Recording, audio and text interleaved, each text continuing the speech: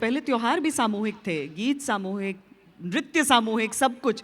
और अब सही बात आपने जिक्र किया कि सोशल मीडिया पर अब हर कोई स्टार बन सकता है, मंच आपका वही है।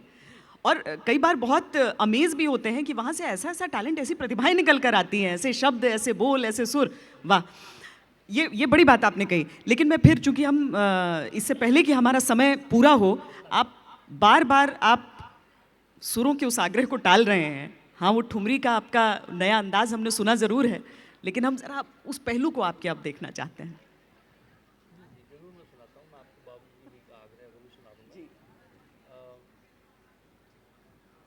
देखिए, मुझे तो कभी आप ये पूछे कि भाई किस तरह से संगीत और गीत और ये सब मेरे जीवन में आए, लगातार एक्सप्लोर करते रहना मेरी आदत है।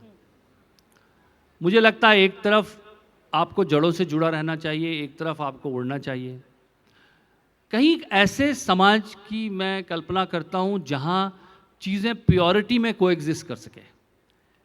ये जो एक हम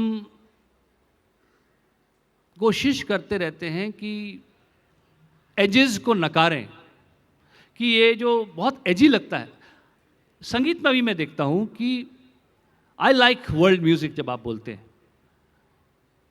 आप फोक पर पहले गिटार डालते हैं पीछे से, उसके बाद उसको एक्सेप्ट करते हैं। तो पहले हम उसको कन्वर्ट करते हैं, पैलेटेबल बनाते हैं, अपने हिसाब से उसका स्वाद बनाते हैं, उसके बाद उसे अप्रिशिएट करते हैं। ये सही एसिमिलेशन नहीं है।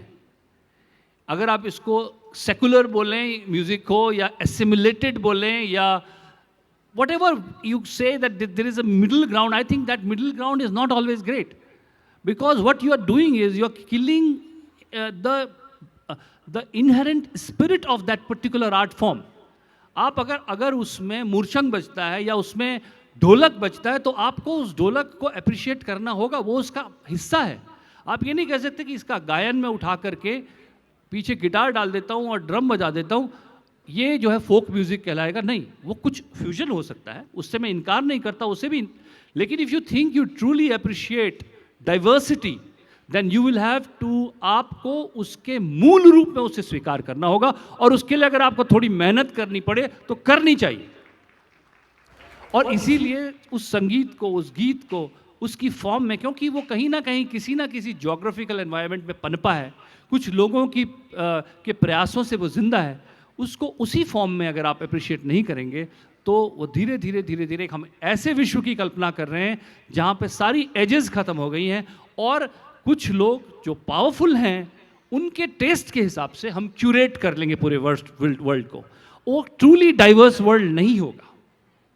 तो ये पॉइंट भी मैं मेक करना चाहता कि it's very important that we understand that we have to start appreciating.